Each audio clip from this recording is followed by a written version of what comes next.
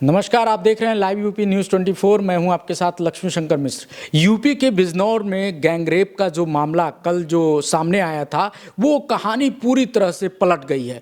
कल प्रशासन, पुलिस ने खुद ही दावा किया था कि गैंगरेप की घटना ऐसी आई है, जिसके बाद उन्होंने जांच की और जांच के बाद अब जो मामला सामने आया है, इमरान, पूरी तरह से चौंकाने वाला है। मतलब जो महिला ने जिसने इस तरह के आरोप लगाए थे, अब पता चल रहा है कि उसने खुद ही प्रेमी के साथ मिलकर ये पूरी जाल बुनी हुई थी। प्रेमी जो है उसको पुलिस ने गिरफ्तार कर लिया है। जल्द ही इस महिला को भी गिरफ्तार किया जाएगा और इसके खिलाफ भी कानूनी कार्रवाई की जाएगी। इमरान, जब ये मामला आया है, क्या है कुछ थोड़ा बताइए दर्शकों को। देखिए सर, कर वाला जो मामला था वो एकदम हैरान कर देने वाला मामला था कि उत्तर प्रदेश में पुलिस प्रशासन और डकैतियों का जो चल रहा मामला, योगी आदित्यनाथ इतना सख्त हैं, कह रहे हैं उत्तर प्रदेश अपराधी रहे, अपराधी या तो अपराध छोड़ देंगे या तो उत्तर प्रदेश छोड़ देंगे। इस पे हम लोगों का एक रिएक्शन हुआ था कि देखिए उत्तर प्रदेश में ना तो अपराधी उत्तर प्रदेश छोड़ रहे हैं और ना ही अपराध छोड़ रहे हैं, इस पे बात हुआ था। लेकिन आज भी पूरा मामला ही पलट गया। आज देखिए वो जो मामला सामने तो हुआ ही नहीं, ना डकैती पड़े, ना उसके साथ गैंगरेप हुआ है।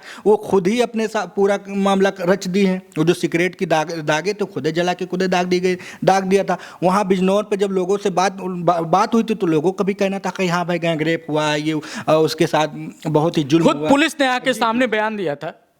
पुलिस ने बयान दिया था कि उसके मामले का हमारे पास संज्ञान में आया मामला और हम तहकीकात करेंगे। 3 टीमें भी बना दी गई थी। वहाँ के मौजूदा विधायक ने भी वहाँ में पहुँचे थे। पहुँच के फिर पुलिस प्रशासन पे कहा था कि भाई इसको सख्त जल्द से जल्द इस पे जांच करिए और इस पे हमको रिपोर्ट दीजिए। सही बात। उस पर रिपोर्ट दिया। आज पुलिस का जो रिपोर्ट सामने आया वो ये आया है कि वो खुदे गैंगरेप का मामला, ये सब खुद एक बॉयफ्रेंड को कर्जा चुकाने के लिए पूरा मामला कर दिया। तो पूरा मामला अगर आप नहीं जानते हैं तो एक बार हम बता दें कि बिजनौर में एक व्यापारी हैं, थोक विक्रेता हैं। उनकी पत्नी ने जो है कल सामने आकर यह आरोप लगाया था कि उनके साथ पेंट के व्यापारी हैं कि उन्होंने आरोप लगाया था उनकी पत्नी ने, मैं घर में अकेली थी और 5 बदमाश घर में कूदे, मुझे बंधक बनाया, मेरे साथ गैंगरेप किया गया, मुझे सिगरेट से जलाया गया और उसके बाद से घर की सारी चीजें, नकदी, सोने चांदी सब लूट के ये फरार हो गए। लेकिन अब इस मामले में जो पुलिस की तहकीकात के बाद जो चीजें सामने आ रही हैं वो बिल्कुल इसके उलट हैं। घर पर आया था और एक लगभग इंटरोगेशन में निकल के ये आया कि लगभग 40,000 रुपये चोरी करके गया था। 14 तारीख की शाम को लगभग 5:51 पे पीड़िता ने इसको पुष्पिंदर चौधरी को घर पे बुलाया, क्योंकि पीड़िता के परिजन धामपुर गए थे एक फंक्शन के लिए।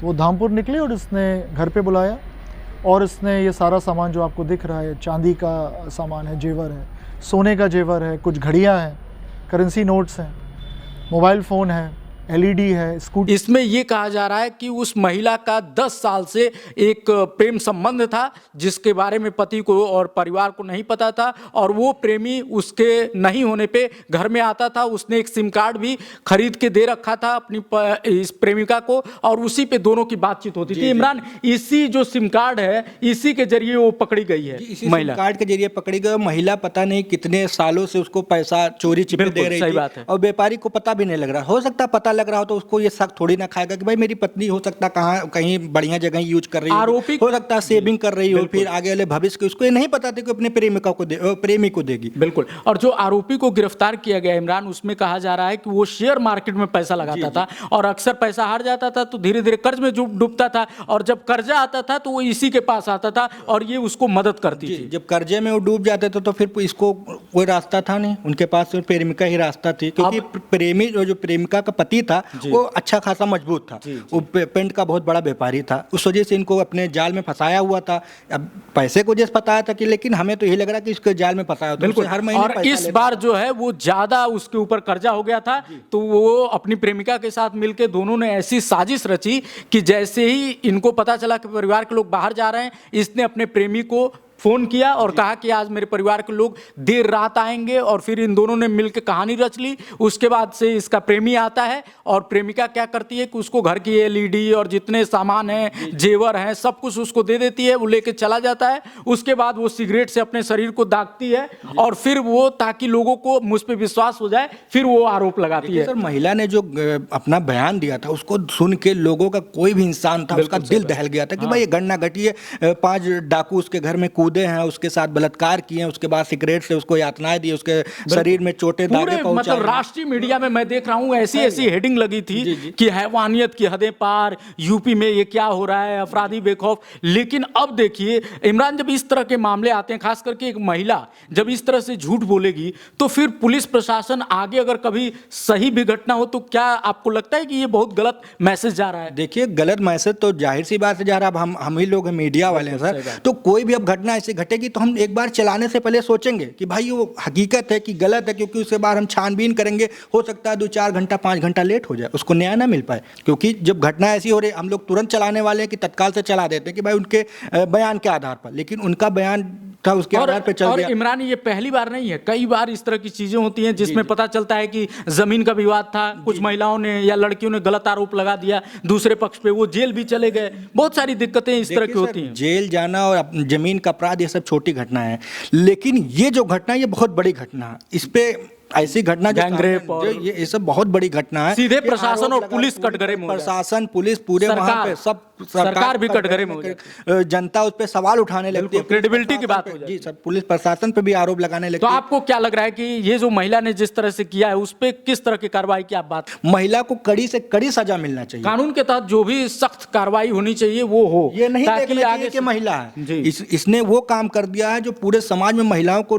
गिरा दिया है। अगर कोई घटना भी घटती है, हकीकत की कोई घटना घटती है, तो उसको भी एक बार बताने के लिए डरेंगी कि भाई मुझे झूठा न ठहरा दिया जाए कि अभी ये मामला ऐसा हुआ था, बिजनौर में ऐसा मामला हो सकता है, आप वही मामला बता रही हूँ, वो भी आ सकता है। क्योंकि अब लोग ये दिखा देंगे, कोई मामला हकीकत का घटेगा तो कोई जैसे मामला घुमाने के वाला होगा कि भाई इनको उनसे घुमा दिया जाए उसी चक्कर में, तो उसी तरह घुमा देंगे कि बिजनौर में से घटना घटा। सही बात है, जब झूठ बोल रही हो तुम, आरोप लगा रही हो, बिल्कुल सही बात। महिला को न्याय नहीं मिल पाएगा। और ये महिला फंसी कैसे, पकड़ी कैसे गई? क्योंकि एक ही नंबर से बार बार इस घर से फोन हुआ था, तो पुलिस को शक हुआ कि आखिर ये नंबर कौन सा है, और जब उस नंबर को ट्रेस किया गया तब ये सारी कहानी खुल के सामने आ गई। क्योंकि ये वही सिम था जो प्रेमी ने इस महिला को दिया था। जब पुलिस ने देखा कि इसी नंबर पे बार बार फोन किया गया है तो उसने कड़ाई से पूछताछ की, तो फिर महिला ने स्वीकार कर लिया, और फिर प्रेमी ने बताया कि हाँ मैंने अपने आईडी पे एक सिम लिया था और इस महिला को दिया था, और उसके बाद की ये पूरी कहानी है। तो कुल मिलाकर हमने ये जो बिजनौर का जो मामला था, जिसको लेकर कल प्रशासन, सिस्टम, सरकार पे